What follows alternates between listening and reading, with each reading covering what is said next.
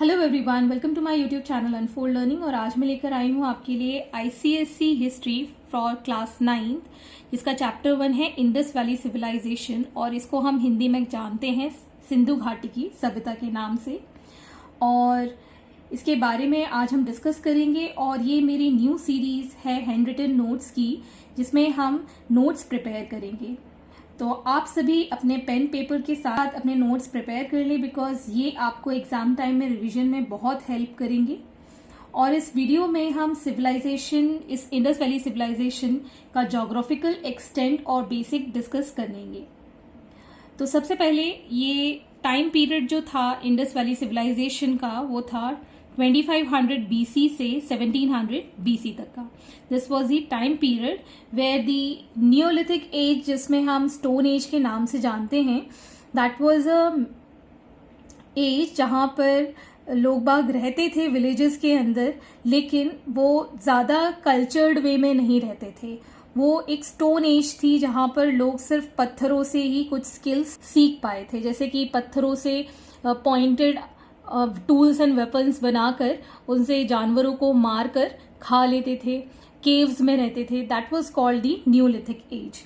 So when population increase, धीरे धीरे population जैसे जैसे बढ़ती जा रही थी, तो जो पीपल थे उस टाइम के, वो एक सिटीज में ग्रो होने लगे, टाउन्स में ग्रो होने लगे, अलग अलग टेरिटरीज में डिवाइड हो गए थे।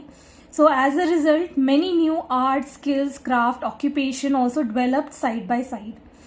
और जो ट्रेड और कॉमर्स की बात करें, मैन्युफैक्चरिंग की बात करें, एंटरप्राइजेस की बात करें, वो धीरे धीरे बढ़ने लगे थे। So after neolithic age there was a growth, और we can say beginning of civilization. तो सिविलाइजेशन होता क्या है? Civilization is advance stage of human cultural development. जो भी एडवांसमेंट होता है किसी कल्चर के अंदर, जिससे कि आदमी अपना ग्रोथ दिखाता है, जिससे कि एक ह्यूमन बिहेवियर चेंज होता है, वहाँ पर हमको डेवलपमेंट देखने मिला।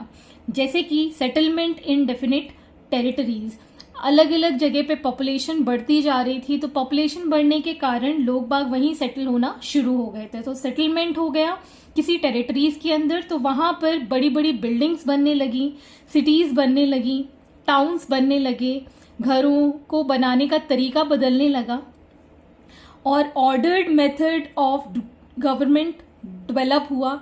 गवर्नमेंट भी आने लगी, मुनाक सिस्टम चलने लगा, जिसमें कि राजा रानी होते थे, कबीले का राजा होता था। तो इस तरीके से उसमें कल्चरल डेवलपमेंट हमको दिखाई देने लगी।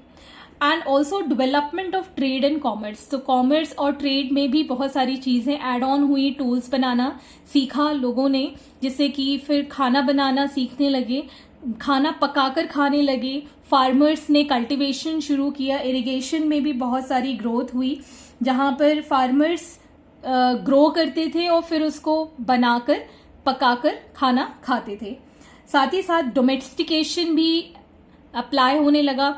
एनिमल्स को सब लोग डोमेस्टिकेट करते थे, जैसे कि काउज, बफेलोज, डॉग्स, इन सबको ये पालन पोषण के लिए यूज करने लगे थे।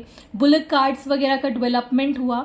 सो इस तरीके से यहाँ पर ह्यूमन कल्चर में डेवलपमेंट हमको दिखाई दिया। So that we call it as a civilization, we call them as a civilized human being. तो यहाँ पर बहुत सारे चेंजेस डेवलप हो रहे थे। और Indus valley civilization is a part of proto history. ये प्रोटो हिस्ट्री का पार्ट है। Proto history is a part of a history. History के 3 पार्ट्स होते हैं, जैसे कि आपने पहले पढ़ा होगा, pre history, proto history and history. तो प्री हिस्ट्री वो हिस्ट्री थी जहां पर हमको कुछ भी नहीं पता है, हमारे पास कोई भी रिटन रिकॉर्ड्स नहीं है, कोई भी आपको वहां पर उसकी ऑफिशियल डॉक्यूमेंटेशन अवेलेबल नहीं है। सिर्फ हम कार्बन डेटिंग, एक प्रोसीजर होता है जिसमें कि हम किसी भी पुरानी चीज को, एंशिएंट चीज को पता कर सकते हैं कि ये कितनी पुरानी है। सो कार्बन डेटिंग के थ्रू हम पता लगाते थे ये चीज कितनी पुरानी है। और प्रोटो हिस्ट्री में क्या होता है, कुछ चीजें हैं, कुछ रिकॉर्ड्स हैं, ज्यादा नहीं, सिर्फ कुछ रिकॉर्ड्स हैं, जिससे हमें ये पता चल जाता है कि ये कुछ दर्शा रही है या ये किसी हिस्ट्री का पार्ट है। बट इसके कोई भी रिटन या फिर कोई भी पक्के सबूत नहीं है कि ये उसी वक्त के होंगे. So they are available, records are available but not available to recognize. हम रिकॉग्नाइज नहीं कर सकते, हम पढ़ नहीं पाए हैं. उनकी जो लिपि होती थी, लिखने का तरीका होता था, राइटिंग पैटर्न ऑल्सो डेवलप, वो हम नहीं पढ़ पाए हैं. और ऑफिशियल रिटन नोट्स जो कि हिस्ट्री में अवेलेबल हैं, प्री हिस्ट्री में कुछ भी नहीं था, प्रोटो हिस्ट्री में कुछ रिकॉर्ड्स हैं, और हिस्ट्री में हमको सारी चीजें रिकॉर्डेड, सब चीज हमको पता है. So it is a part of a proto history. और Indus valley civilization is also known as bronze age civilization. Bronze age civilization इसको क्यों कहते हैं? क्योंकि ये एज चैल्कोलिथिक एज के एंड में पाई गई थी. चैल्कोलिथिक एज बस खत्म ही हो रही थी. चैल्कोलिथिक में कॉपर एक ऐसा मेटल था, मेटल एज का, जो कि नोन था उस टाइम. उसके ओर से हम मेटल एक्सट्रैक्ट करना सीख गए थे. तो ब्रॉन्ज कैसे आया? कॉपर जो एज थी that was the chalcolithic age, और कॉपर के साथ टिन या जिंक को मिलाकर जो अलॉय बनता था that was called the bronze. और उस ब्रॉन्ज को यूज करके ये लोग टूल्स एंड वेपन्स बनाते थे. क्योंकि ये एक हार्ड मेटल है, ये एक डक्टाइल मेटल है, तो इससे ऑर्नामेंट्स भी बना लेते थे. उससे कशीदाकारी करके बहुत सारे पोट्रीज वगैरह, डेकोरेटिव आइटम्स वगैरह, ये सारी चीजें उस एज में, इंडस वैली सिविलाइजेशन में बहुत ही नोन थी.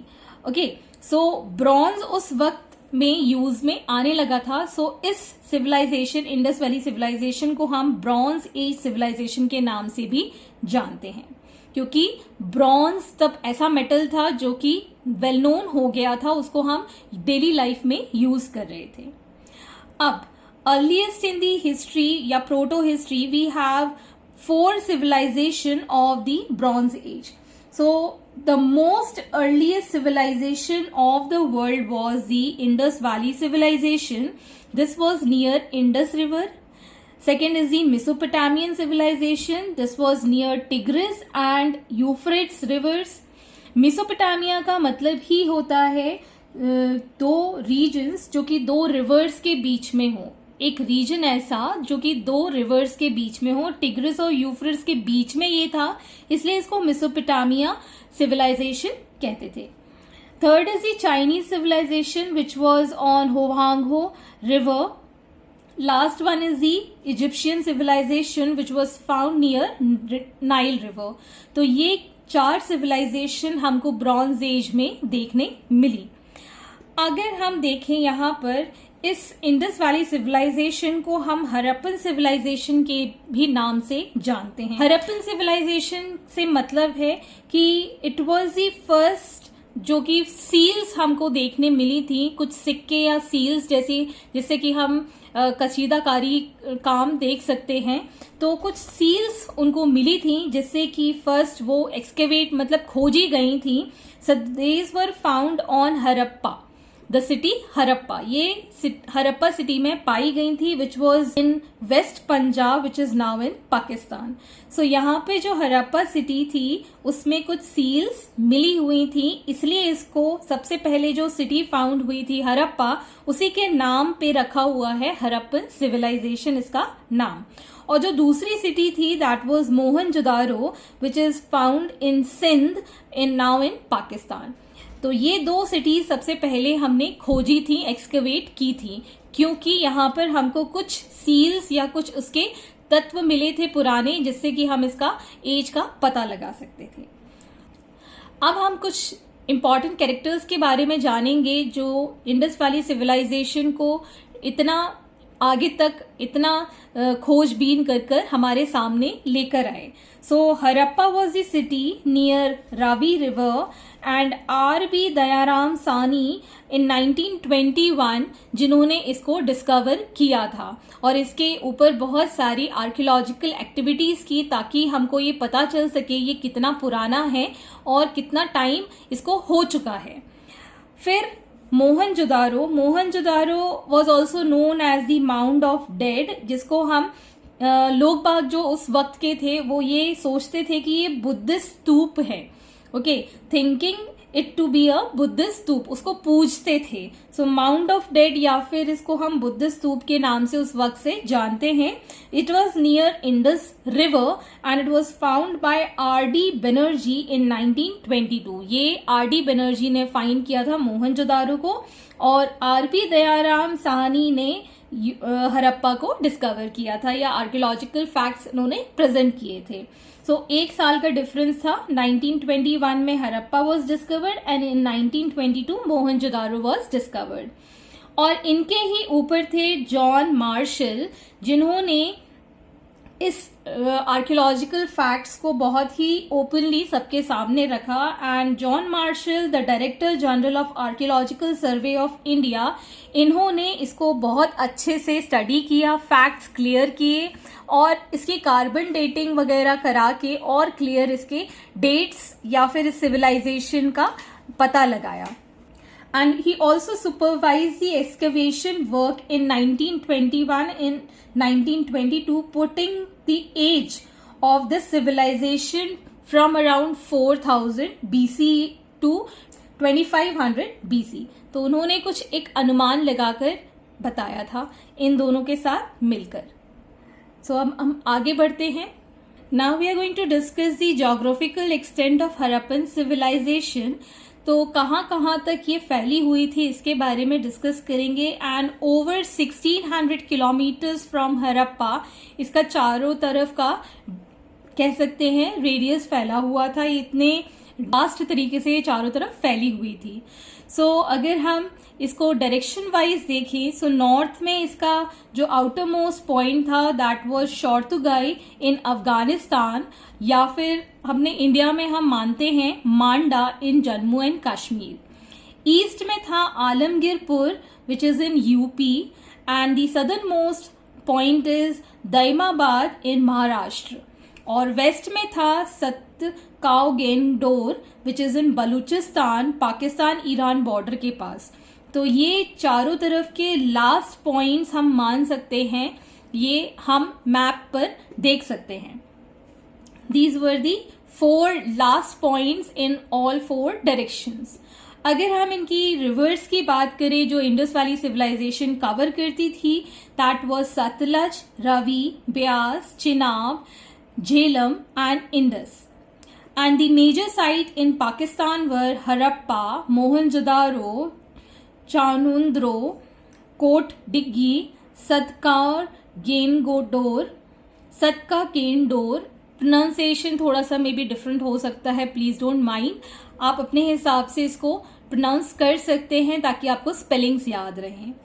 Next in major sites in India were Rakhi Garhi, this is in Haryana. और ये जो राखी ग्रही था that was the largest of overall, जितने भी एक्सकेवेटेड एरियाज थे उसमें सबसे ज्यादा जहां पर इंडस वैली सिविलाइजेशन का एक्सटेंड या फिर उसके एक्सकवेशन मिले हैं दैट वाज इन राखी ग्रही। और फिर था Banawali that is in also Haryana, Mitathal that is also in Haryana, और गुजरात के कुछ पार्ट्स थे जिसमें कि लोथल, रंगपुर एंड सुरकोटा दार था, Alamgirpur in UP and Ropar and Dholavira in Punjab. तो ये कुछ इंडिया के मोस्ट इंपॉर्टेंट साइट है जहां पर आपको इंडस वैली सिविलाइजेशन के कुछ पार्ट्स देखने मिल सकते हैं। And the major site in Afghanistan was Mundigak and Shortugai. तो ये 2 साइट्स थे अफगानिस्तान में। सो अब हम पढ़ेंगे सोर्सेस के, ये एंशिएंट सिटीज कौन कौन सी थी, बिल्डिंग्स कैसे बनाते थे, pottery, seals, toys, ornaments, tools, weapons, weights and measures. इन सब के लिए मैं एक सेपरेट वीडियो बनाऊंगी। और इस आज के वीडियो में बस इतना ही है। और आप मुझे कमेंट सेक्शन में जरूर बताइएगा कि आपको ये वीडियो कैसी लगी। और अगर आपको वीडियो अच्छी लगी हो तो आपको बहुत अच्छे से पता है कि क्या करना है। जल्दी से चैनल को कर दीजिए सब्सक्राइब और बेल आइकन को कर दीजिए प्रेस। तो मिलते हैं नेक्स्ट वीडियो में with more facts about the Indus valley civilization. Thank you for watching.